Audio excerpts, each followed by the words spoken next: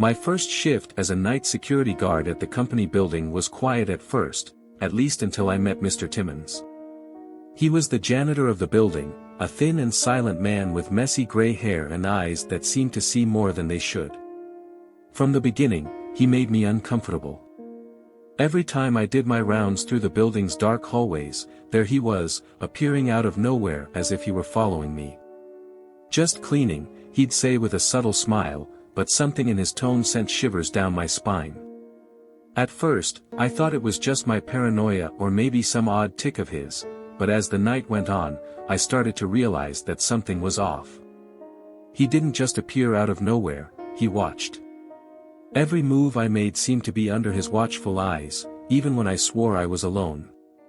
Once, while I was checking the security cameras in the monitoring room, I felt his presence behind me before I even heard his voice.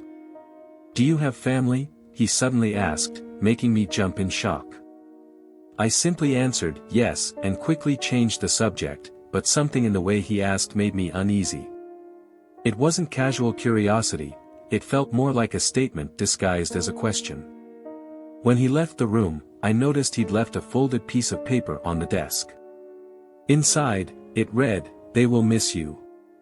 Those words sent a chill through me. How did he know I had a family? I'd never mentioned it to anyone at work, not even to the supervisor who hired me. I tried to convince myself it was just a coincidence, maybe something he had deduced from seeing my wedding ring or some other trivial detail. But something deep in my mind told me it wasn't that simple. I went back to monitoring the cameras, trying to distract myself, but I noticed something strange. In several of the recordings, Mr. Timmons appeared in the hallways, always outside the hours he was supposed to be cleaning. He seemed to know exactly where I'd be at any given moment, as if he were deliberately following me. And the most disturbing thing was that, in some footage, he looked directly at the cameras, as if he knew I was watching. I decided to investigate on my own. I started exploring the building, going beyond the areas I typically checked during my rounds. That's when I found something even more terrifying: small hidden cameras in unusual places, like behind paintings or inside light fixtures. They weren't official company equipment, someone had secretly installed them. When I returned to the monitoring room to review the old footage, I noticed something even more sinister: videos I was certain I had recorded the night before were altered. My image appeared in places I definitely hadn't been, and in some moments, it seemed like I was talking to someone off-frame, someone I couldn't see in the footage. It was as if someone had been manipulating everything around me, and Mr. Timmons seemed to be at the center of it. I started to feel like a rat in a cage, being watched by invisible eyes with every step I took. I tried confronting Mr. Timmons when I ran into him again in the hallway, but he just smiled enigmatically and said, "You shouldn't mess with things you don't understand." That phrase made me even more nervous. How did he know I had found the hidden cameras? I hadn't told anyone, not even thought out loud about them. He seemed to be one step ahead, as if he could predict my actions before I even carried them out. That's when I decided to seek answers elsewhere, in the company's old records. While I was rummaging through the documents in the records room, I found something that made my blood run cold: a dossier with my name on the cover. Inside, there was detailed information about my personal life, addresses, phone numbers, photos of my family, even private conversations I had with friends and coworkers. It was impossible for anyone to have access to all that without deeply invading my privacy. And the worst part, there were handwritten notes next to the information, as if someone was planning something. One of the highlighted phrases said, "Weakness identified." My stomach turned. It wasn't just paranoia, I was trapped in some kind of psychological game, and Mr. Timmons seemed to be the master of this game. I decided I needed to get out of there as quickly as possible. I grabbed my phone to call the police, but there was no signal in the building, something that had never happened before. I tried using the landline in the monitoring room, but the line was dead. It was as if someone had cut off all my communication with the outside world. While I was trying to figure out what to do, I heard slow, dragging footsteps coming from the hallway. I knew it was him. Mr. Timmons appeared at the door, holding a set of keys that jingled softly. He didn't say a word, just stood there blocking the only exit. "What do you want from me?" I asked, my voice trembling so much it barely came out. He smiled again, but this time his gaze was cold, almost predatory. "You know too much," he replied, as if that explained everything. Before I could react, he started walking toward me, each step echoing in the oppressive silence of the room. I backed up until I was pressed against the wall, with nowhere to go. My heart was pounding so hard it felt like it was going to explode in my chest. That's when I noticed something even more terrifying. The security camera screens around me started showing distorted images, fragmented scenes of me in different parts of the building, as if I were being chased by multiple versions of myself. In some of them, I appeared with a look of pure terror, screaming at someone off frame. But I didn't remember living through those moments. It was as if they were premonitions of what was about to happen. Before I could process all of this, Mr. Timmons reached out to me, holding something that gleamed under the dim light, a syringe. I froze, unable to move. "This will help you understand," he said, his voice calm and eerily gentle. I tried to resist, but he was stronger than he looked. Before I could scream or react, I felt the needle prick my arm. The world around me started to spin, and the images on the camera screens became even more distorted, as if they were merging with reality. I saw flashes of scenes that didn't make sense, me in dark hallways, being watched by invisible eyes, and Mr. Timmons always lurking, smiling as if he knew something I'd never understand. My vision blurred, and the last thing I heard was his voice echoing, "You never should have come here." When I woke up, I was lying on the floor of the monitoring room, alone. The cameras were turned off, and all the files I had found had vanished. My phone started working again, but when I tried to tell my supervisor what had happened, no one believed me. Worse still, no one remembered who Mr. Timmons was, even his name didn't appear in the company records. I returned to the building only once after that, to collect my things, and I've never been able to look at those hallways again without feeling a chill down my spine. To this day, when I see someone cleaning in silence in a place they shouldn't be, I wonder if they're really just a janitor, or something much worse.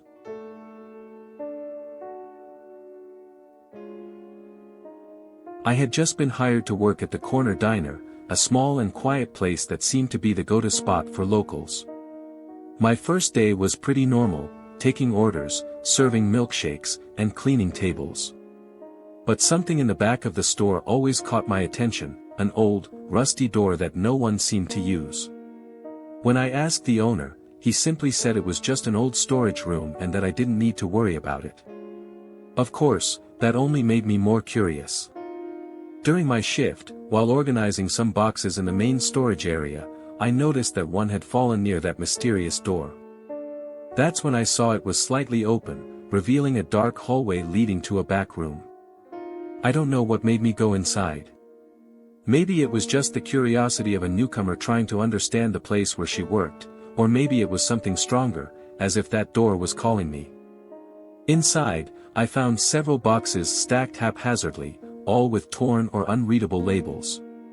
Some were open, revealing strange objects, rusty tools, yellowed papers with scribbled numbers, and even some plastic bags with contents I couldn't identify. It all seemed suspicious, like that room held secrets no one was supposed to discover. As I rummaged through one of the boxes, I heard heavy footsteps coming down the hallway. Before I could leave, the door burst open, and there stood the diner's owner, his expression a mix of anger and fear. "What are you doing here?" he asked, his deep voice echoing through the room. I froze in place, unsure of what to say. My mind raced, trying to come up with a plausible excuse, but all I could stammer was, I just came to get more boxes." He stared at me for a moment, as if evaluating whether I was lying. Then, his gaze fell on the open boxes around me, and I realized he understood that I had already seen too much. His face changed completely, from anger to something even more terrifying, as if he was calculating his next move. "You shouldn't have come in here," he said, his voice low and menacing. Before I could react, he stepped toward me and shoved me back into the room, locking the door behind him. For a few seconds, I was paralyzed, trying to process what had just happened. I pounded on the door, shouting for him to let me out, but he simply ignored me. "You're staying in there until I decide what to do," he said from the other side of the door, his voice echoing through the empty hallway. Panic started creeping in as I looked around, trying to find a way to escape. The windows were boarded up, and there was no exit other than the door he had locked. The air in the room felt heavy, as if the space itself was conspiring against me. As I tried to stay calm, I noticed something strange. Some of the boxes I had seen earlier now looked different, as if someone had recently moved them. That's when I found something that made my blood run cold, a worn-out notebook filled with detailed notes about financial transactions that were clearly illegal. The notes were meticulous: dates, times, names of people I had never heard of, and enormous amounts of cash. There were also crude sketches of routes and meeting points, as if they were plans for something much bigger than a simple diner could hide.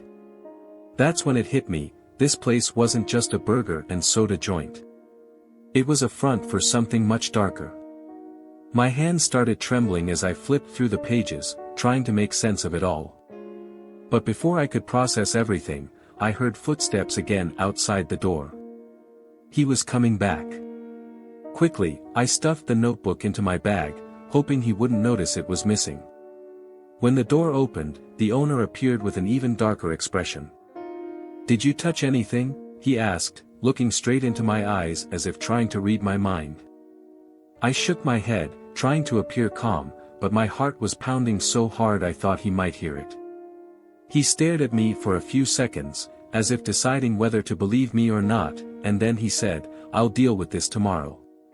Before he could say anything else, I realized I had to get out, no matter what. I glanced around and saw a small, high window in the corner of the room, covered by loose wooden planks. Maybe, just maybe, I could escape through there. As soon as he left again, locking the door behind him, I ran to the window and started prying the planks off with all my strength. They were old and rusty, but still firm enough to require effort. My fingers ached, and my nails started peeling as I tried to loosen each rusty nail. Finally, after what felt like an eternity, one of the planks gave way, creating a small opening, just big enough for me to squeeze through. I looked outside. It was a dark, empty alley, but it seemed like my only chance to escape. Without thinking twice, I pushed myself through the window, scratching my arms and legs in the process, but I didn't care. All I wanted was to get out. When I finally landed on the ground outside, I realized the owner hadn't noticed my escape, at least not yet. I ran as fast as I could to the main street, where I saw a few people walking. Out of breath and still clutching the notebook in my bag, I asked the first stranger I saw for help, quickly explaining that I needed to call the police. They handed me their phone, and I made the call, trying to stay calm as I reported everything that had happened. When the police arrived at the diner, they found the owner trying to flee through the back. He was arrested, and investigations revealed that the place had been used for money laundering and other illegal activities. But even today, when I walk past that street, I feel like something is still watching me, as if I had narrowly escaped something much bigger than I ever imagined. After giving my statement to the police, I found out that the diner's owner had been wanted for years for crimes far beyond what I had seen in that back room. The notebook I had taken was key to dismantling the entire operation, but something still haunted me. During the investigation, the police said that back room shouldn't exist, not officially, at least. When they tried to enter again, the door was sealed, as if it had never been opened. The boxes I had rummaged through, they had vanished without a trace.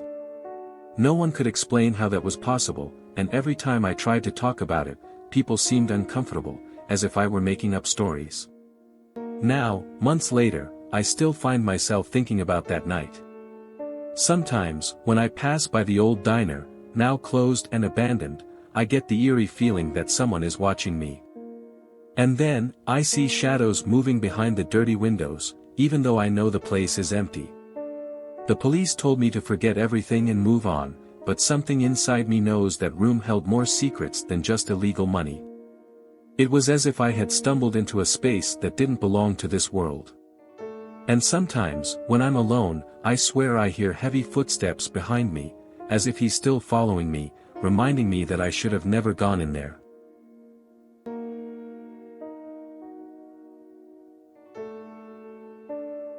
My first night shift at the nursing home was quiet at first, at least until I met Mrs. Harding.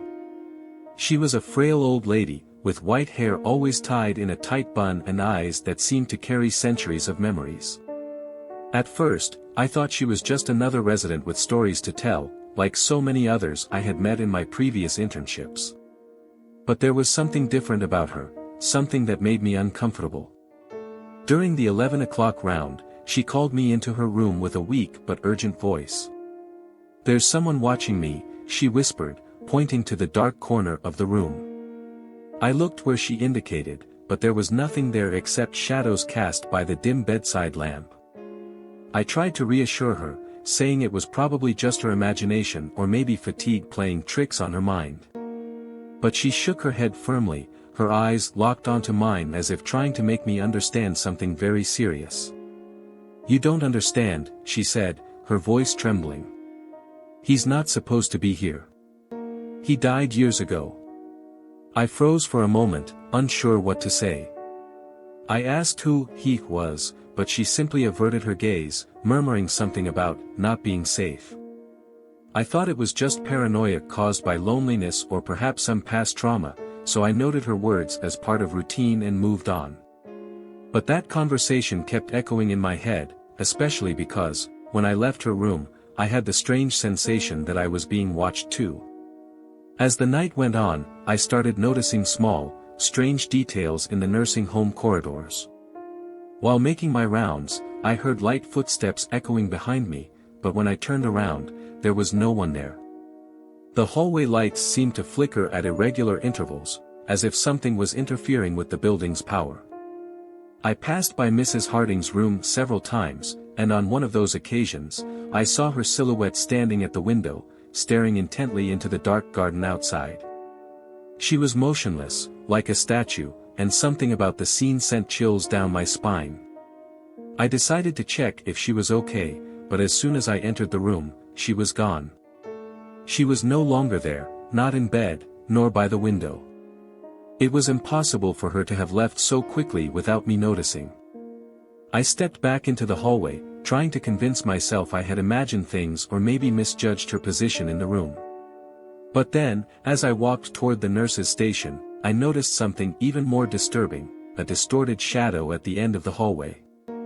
It looked human, but it was standing at an odd angle, as if leaning to the side. When I blinked, it vanished. I tried to rationalize it as a trick of the lights or maybe my tired mind playing games, but deep inside, something told me it was real. That's when I heard a low voice coming from somewhere nearby, whispering my name. I froze in place, trying to pinpoint where it was coming from, but the sound abruptly stopped, leaving only the heavy silence of the building. I returned to the nurse's station, trying to calm myself, but something about the environment felt different. The chairs were arranged oddly, as if someone had moved them while I was in the hallways. There was no one around, the other staff members were busy in different wings, and the residents should have been asleep. I picked up my notebook to record the night's events, but when I opened it, I found something that made my blood run cold. A sentence written in an unfamiliar, shaky handwriting read, "He's closer than you think." I didn't remember writing that, and I knew no one else had access to my notebook.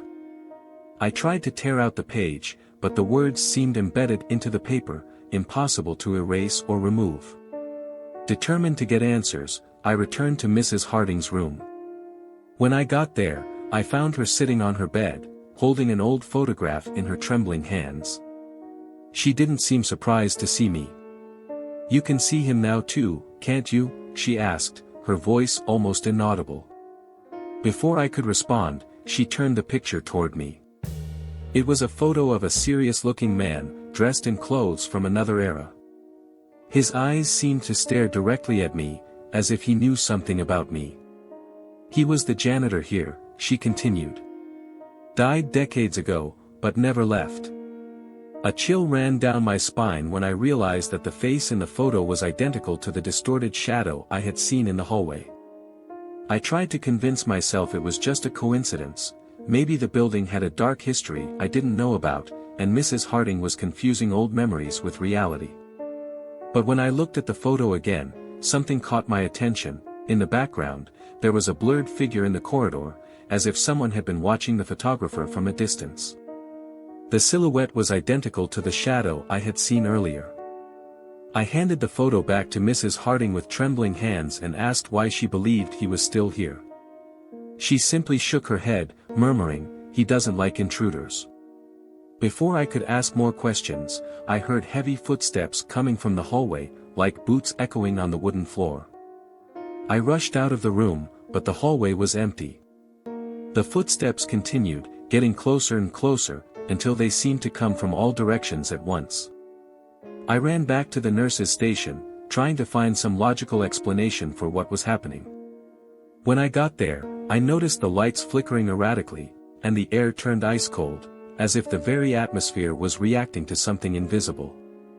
That's when I heard my name being whispered again, this time, louder and closer. I turned abruptly, expecting to see someone, anyone, but there was only a long shadow cast on the wall behind me. It didn't belong to anyone in the room. And for the first time, I noticed that it was holding something, an old, rusted key that looked disturbingly familiar. The shadow began to move toward me, stretching across the wall as if it were alive.